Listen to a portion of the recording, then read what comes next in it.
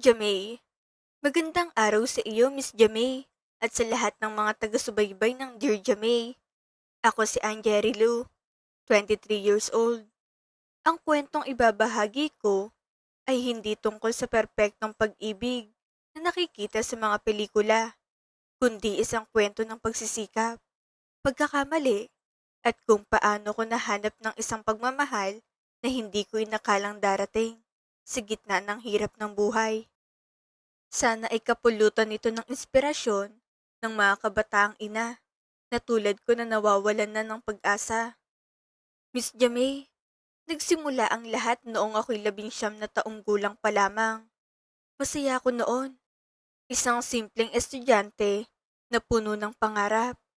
Tipong iniisip ko pa kung anong kursong kukunin ko sa kolehiyo, kung paano ako mapapasaya ang mga magulang ko kapag nakapagtapos ako. Pero sa isang iglap, parang may malakas na unos na dumaan sa buhay ko. Nalaman kong buntis ako. Ang lalaking akala ko ay magiging katuwang ko sa pag-abot ng mga pangarap na iyon. Bigla na lamang naglaho. Para siyang usok na tinangay ng hangin. Walang paalam. Walang paliwanag. Naiwan akong mag-isa. Tangay ang isang responsibilidad na hindi ko alam kung paano haharapin. Takot ang unang sumalubong sa akin. Takot sa sasabihin ng ibang tao. Takot sa magiging reaksyon ng pamilya ko. At higit sa lahat, takot sa kinabukasan ng batang dinadala ko. Noong umamin ako kina nanay at tatay, hindi ko makakalimutan ang itsura nila. Parang may pumutok na katahimikan sa loob ng bahay. Nakita ko sa mga mata nila ang matinding pagkadismaya. Hindi galit lang, kundi sakit. Para bang lahat ng pinangarap nila para sa akin ay biglang nawasak. Hindi nila ako tinaboy. Pero araw-araw akong sinasalubong ng mga sermon na parang patalim na paulit-ulit na tumatama sa puso ko. Angge, bakit mo ginawa ito? Paano ng pag-aaral mo? Paano ng kinabukasan mo? Paulit-ulit, walang palya. At sa bawat salitang iyon, mas lalo kong nararamdaman ang bigat ng pagkakamali ko. Pero kahit ganoon, hindi nila ako pinabayaan. Tinanggap nila ako at ng anak ko. Sa kabila ng sakit, pinili pa rin nila kaming alagaan. Ngunit Miss Jamey, hindi rin madali ang sitwasyon namin. Mahirap lang kami. May kapatid pa akong nag-aaral. At bawat sentimo na inilalabas ng mga magulang ko, ay ramdam na ramdam ko ang bigat. Tuwing bumibili sila ng gatas o diaper para sa anak ko, parang may kumukurot sa dibdib ko. Pakiramdam ko, dagdag pasanin ako. Kaya noong nagkaroon ako ng lakas ng loob, nagdesisyon akong bumawi. Sa edad na 23, pinili kong lumuwas ng Maynila para maghanap ng trabaho. Iniwan kong anak ko sa Cavite sa pangangalaga ni nanay at tatay. Isa iyon sa pinakamahirap na desisyon na ginawa ko sa buong buhay ko. Tuwing gabi, mag-isa ako sa maliit kong kwarto. Hawak ang luma kong cellphone. Paulit-ulit kong tinitignan ang litrato ng anak ko.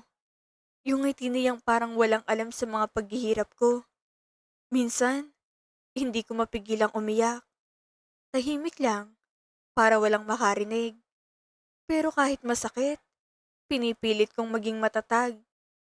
Kasi alam kong ginagawa ko ito para sa kanya.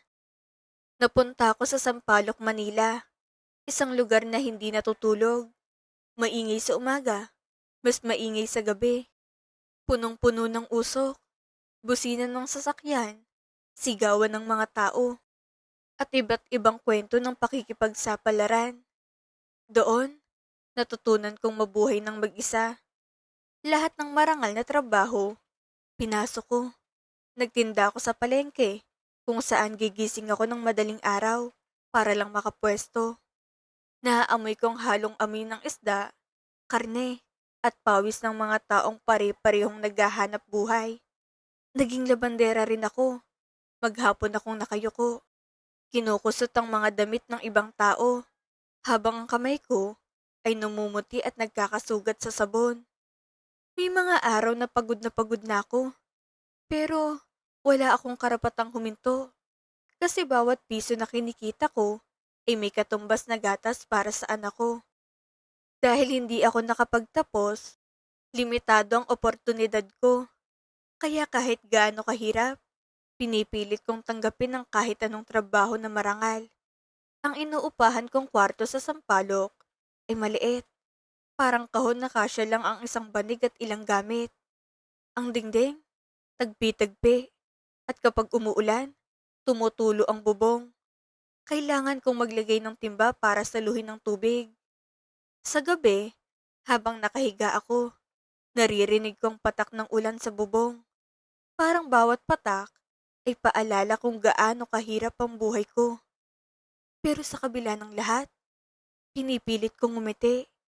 Kasi alam kong pansamantala lang ito. Sa araw-araw na ginawa ng Diyos, ang naging pangunahing hanap buhay ko ay ang pagtitinda ng mga basahan. Bitbit ko ang isang sako na puno ng mga tela. Paikot-ikot ako sa mga kalsada. Nilalakad ko ang kahabaan ng kanto. Lumalapit sa bawat jeep na humihinto sa gilid. Kuya, bili na po kayo ng basahan. Panglinis po ng jeep. Mahina akong sambit.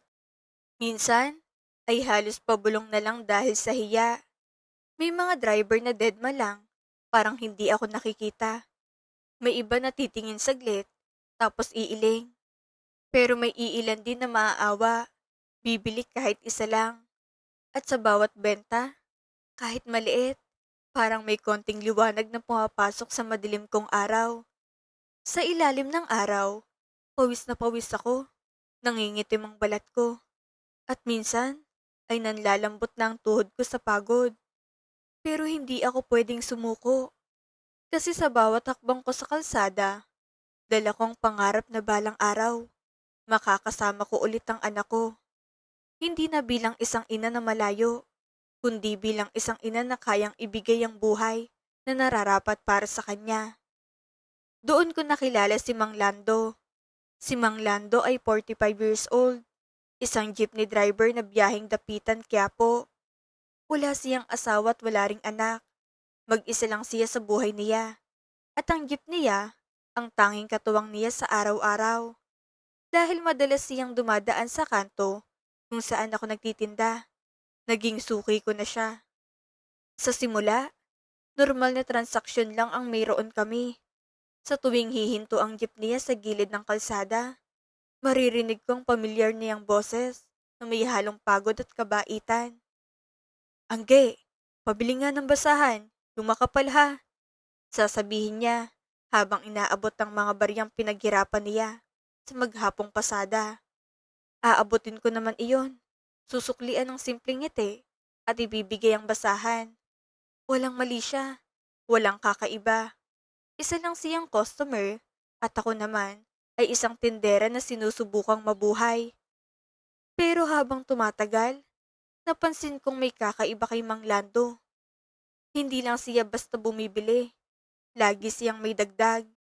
Hindi sa bayad, kundi sa pakikitungo.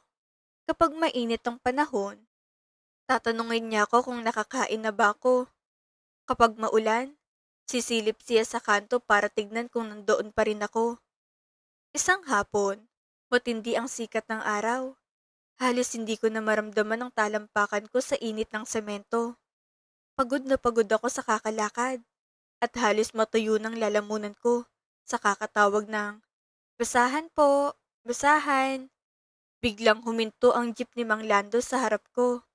Dahan-dahan siyang buwaba. Hawak ang isang plastik na supot. "Angge," tawag niya. "Mayroon akong nabiling sobrang ulam sa kanto. Sa'yo na lang ito. Hindi ko rin makakakain mamaya dahil diretso ako sa pamamasada hanggang hating gabi. Sayang naman kung mapapanis lang." Inabot niya sa akin ang supot. Nagulat ako. Napaatras pa ako ng kaunti.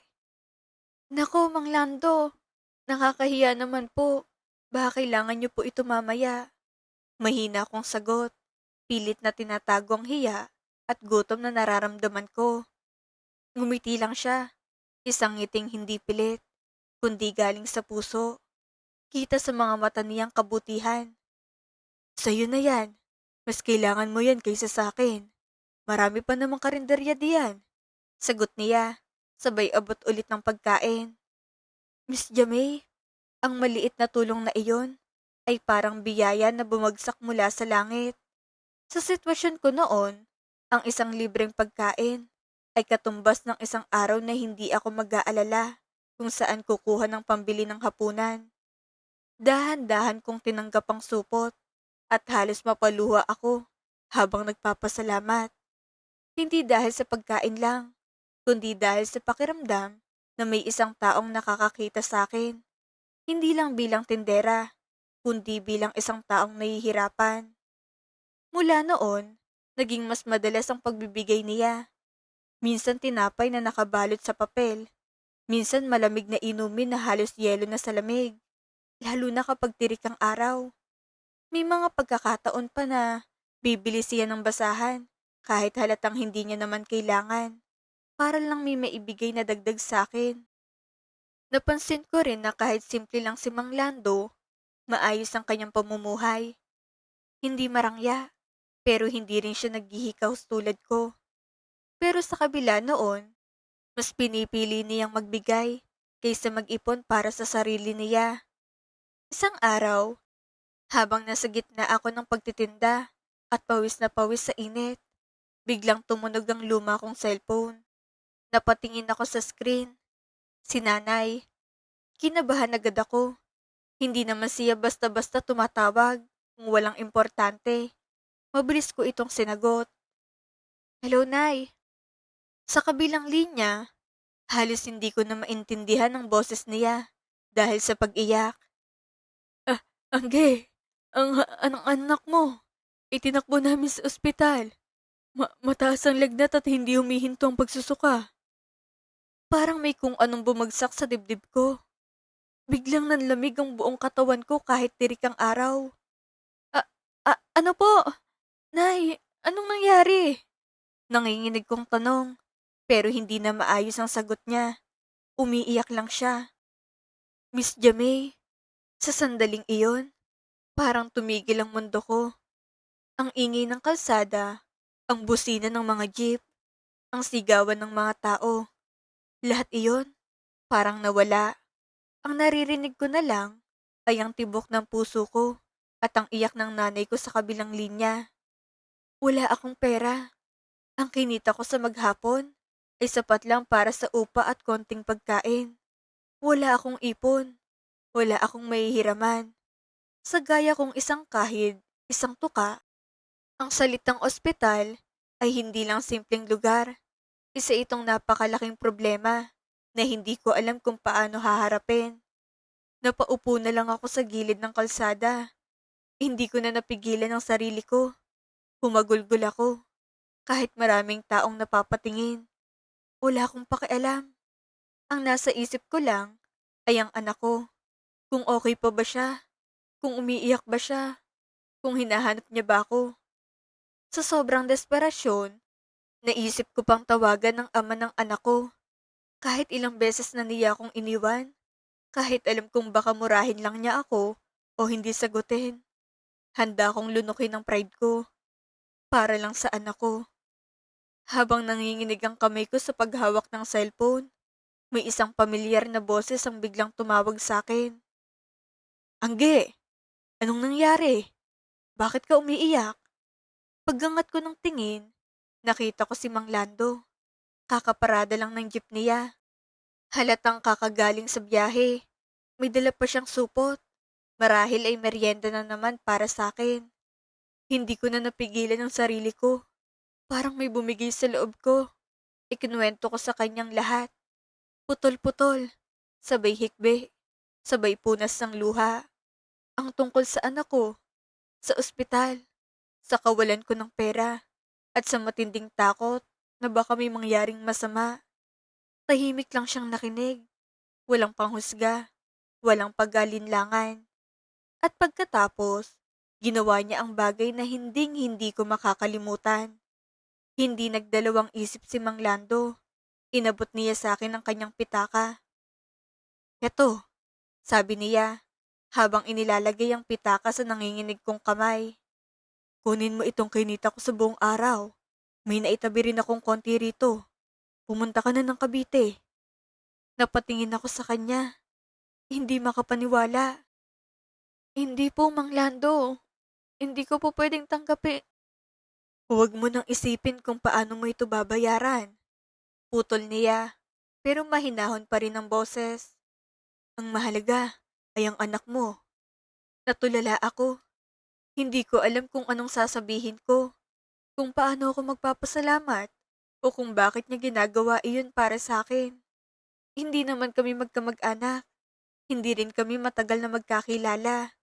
Isa lang akong simpleng tindera ng basahan sa kanto, at siya ay isang jeepney driver na dumaraan araw-araw. Pero sa oras na yon, siya ang naging anghel na ipinadala ng langit para sa akin.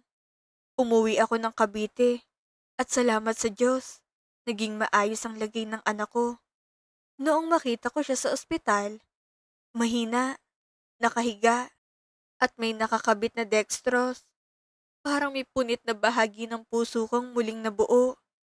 Hinawakan kong maliit niyang kamay at paulit-ulit akong humingi ng tawad kahit hindi niya pa naintindihan ang lahat. Sa bawat pagmulat ng mata niya at pagngiti kahit nanghihina, doon ko naramdaman na hindi ako pwedeng sumuko. Noong bumalik ako sa Maynila, bitbit kong pasasalamat na hindi kayang bayaran ng kahit anong halaga. Hindi lang dahil sa paggaling ng anak ko, kundi dahil sa taong tumulong sa amin sa panahong wala na akong malapitan. Simula noon, lalong naging malapit ang loob namin ni Mang Lando. Hindi na lang siya suki. Unti-unti, naging kaibigan ko na siya. At habang tumatagal, naramdaman ko na mas may malalim pa doon. Siyang naging sandigan ko sa mga araw na pagod ako, sa mga gabing nalulumbay ako, at sa mga sandaling gusto ko nang sumuko. Isang buwan matapos ang insidenteng iyon, napansin kong nagbabago ang trato niya sa akin. Hindi na lang tira-tirang ulam o basahan ang dahilan ng pagkikita namin. May mga pagkakataon na hihinto siya sa kanto kahit wala siyang kailangan, basta para lang kamustahin ako.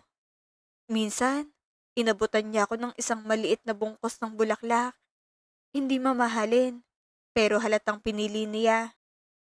Para sa'yo, simpleng sabi niya.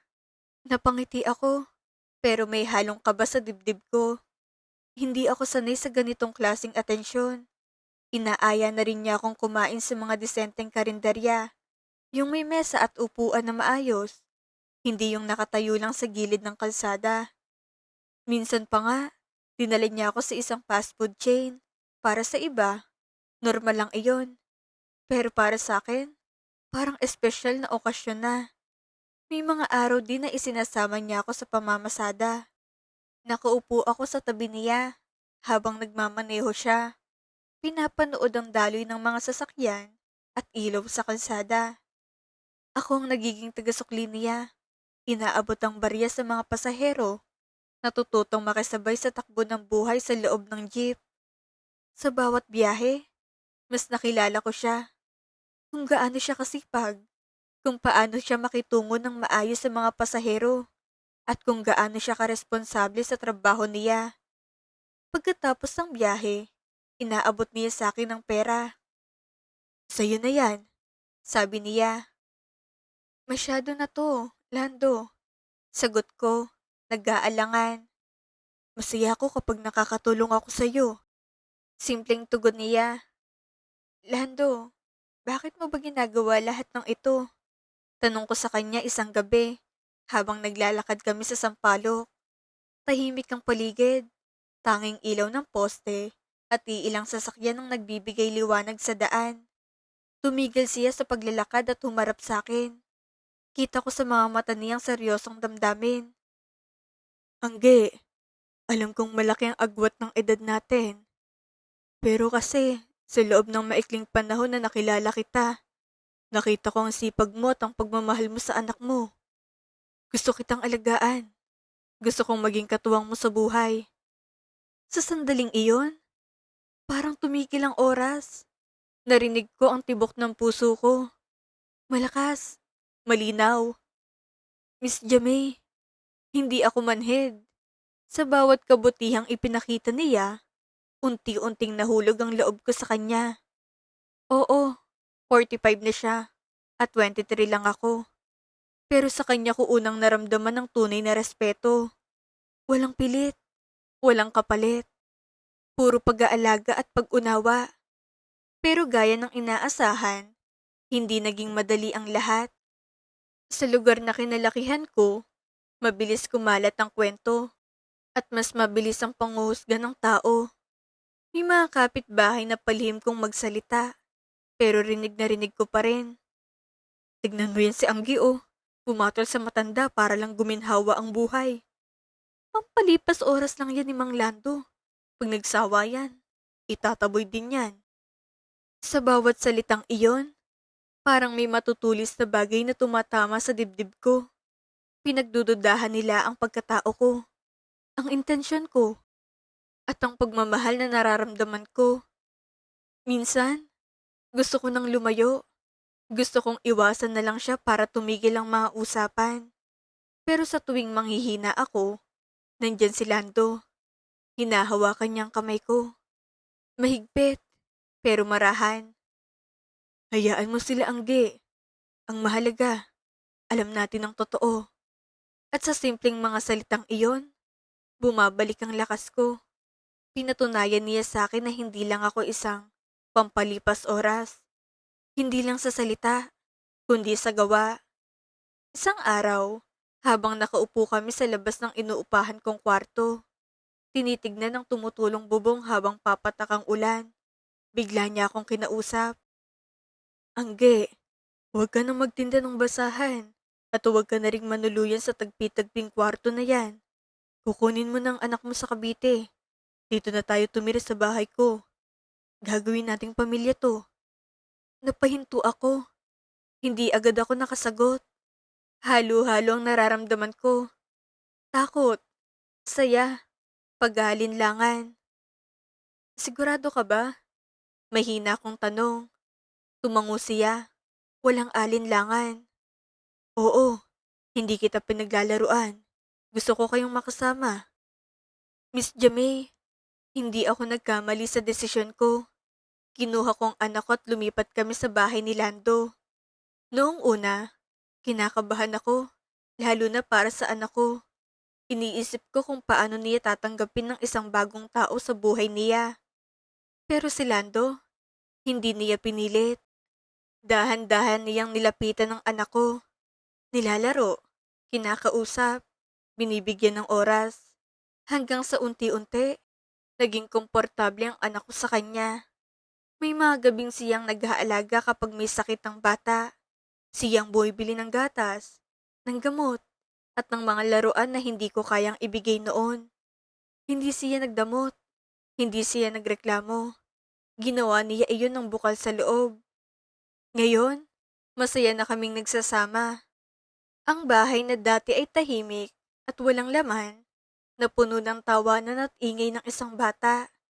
Wala na ako sa kalsada para magtinda ng basahan, pero hindi ako tumigil sa pagtulong. Inaalagaan ko ang bahay namin. Sinisiguradong maayos ang lahat at tumutulong ako kay Lando sa pagpaplano kung paano pa namin mapapalago ang aming kabuhayan. Sa piling ni Lando, nahanap kong katahimikan. Yung tipong hindi mo na kailangang mag-alala kung saan ka kukuha ng panggastos kinabukasan. Nahanap ko rin ang seguridad. Yung pakiramdam na hindi ka naiiwan kahit gaano kahirap ang sitwasyon. At higit sa lahat, nahanap kong isang pagmamahal na hindi ko kailanman inakala na darating sa buhay ko. Isang pagmamahal na tahimik, matatag, at totoo. Natutunan ko na ang pag-ibig ay hindi laging tungkol sa edad, kundi tungkol sa kung sinong handang manatili sa tabi mo kapag ang mundo ay tinalikuran ka na. Isang napakagandang istorya ang Jerry Lou. Ang pagkakamali sa nakaraan ay hindi dapat maging hadlang para sa isang masayang bukas. Huwag tayong matakot tumanggap ng tulong at pagmamahal mula sa mga taong tunay na nagpapahalaga sa atin, ano man ang sabihin ng ibang tao. Ang mahalaga ay ang katapatan ng loob at ang pagsisikap na maging mabuting tao para sa ating mga mahal sa buhay. Ang dangal ay hindi nasusukat sa yaman o edad, kundi sa kung paano mo itatawid ang iyong pamilya sa gitna ng unos ng may katapatan.